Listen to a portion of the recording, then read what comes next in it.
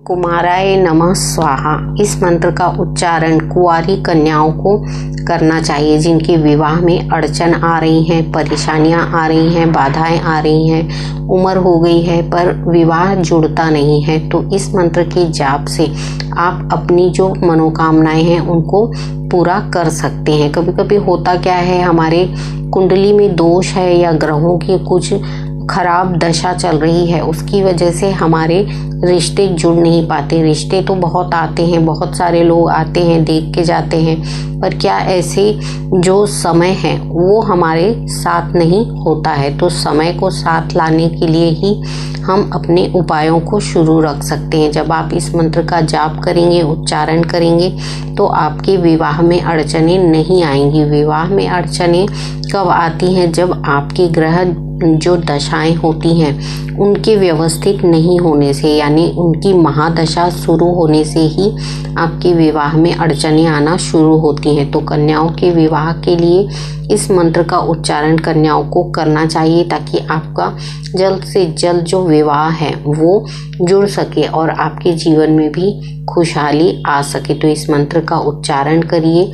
मंत्र जो है मैंने लिख दिया है, आपको उसी सही मंत्र के उच्चारण का आपको जाप करना है ताकि कुछ समय बाद आपको ये समझ में आएगा कि यदि कोई ग्रह में बाधाएं हैं तो इस मंत्र के जाप से वो ग्रह बाधाएं आपकी दूर हो जाएंगी। जब ये बाधाएं दूर होंगी तो स्वयं ही आपके रिश्ते जो हैं वो प्रबल होने लगेंगे, यानी स्वयं ही इनके जुड़ने के योग बनने लगेंगे। माता पिता, हर किसी माता पिता की इच्छाएं होती हैं कि अपनी पुत्री का विवाह हम कर सके। तो समय पे यदि ये विवाह जुड़ते हैं तो जो हमारे माता पिता होते हैं उन्हें बहुत ही खुशी होती है, क्योंकि अपनी पुत्री का कन्या विवाह करना और कन्यादान करना हर किसी माता पिता की एक इच्छा होती है या एक ख्वाहिश होती है कि हमने यदि पुत्री को जन्म दिया है तो उसका कन्या विवाह हम कर सकें और हम कन्यादान कर सकें। तो इन चीज़ों के लिए ही कभी कभी ग्रह नक्षत्र जो होते हैं वो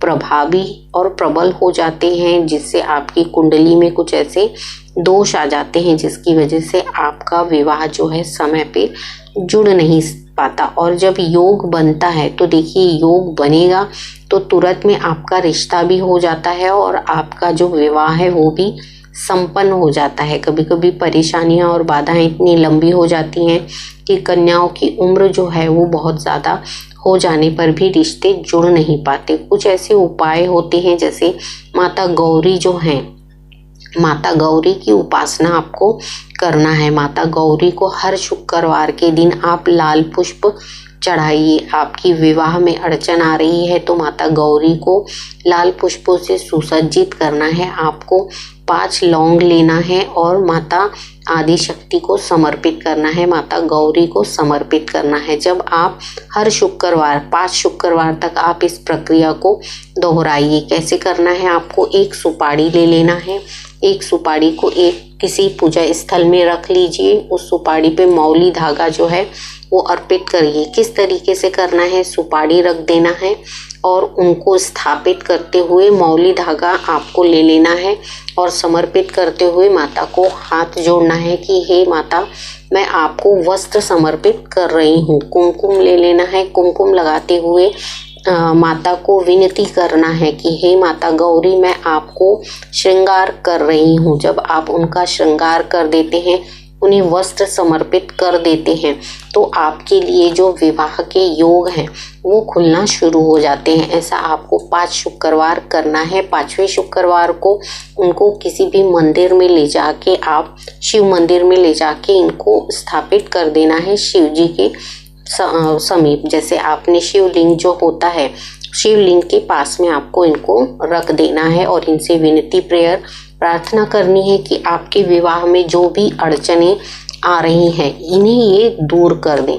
तो यहाँ से आपके जो भी रास्ते हैं विवाह के संपन्न होने के वो आपके खुलने लगेंगे। और जो आखिरी शुक्रवार है उसी दिन आपको एक श्रीफल जो है इनके नाम से, माता गौरी के नाम से समर्पित कर देना है शिव मंदिर में। तो जब आप शिव और माता गौरी का मिलाप कर देते हैं तो आपकी जो विवाह में आने वाली अड़चनें हैं ये खुल जाएंगी आपके लिए। ये कारगर उपाय जो है इसको आप 5 शुक्रवार तक करिए। देखिए आपके विवाह में आने वाली सभी अड़चनों को ये उपाय दूर कर देगा। और मंत्र जाप जो मैंने आपसे कहा है, इसको आपको जपते रहना है। जब भी आपको समय मिले इसकी एक माला जप सकते हैं। आपके विवाह में आने वाली सभी अड़चनों को माता गौरी जो हैं वो विनती करने से दूर कर देती हैं। तो ये कारगर उपाय अपनाइए। देखिए आपके जीवन में अवश्य बदलाव और परिवर्तन आएगा।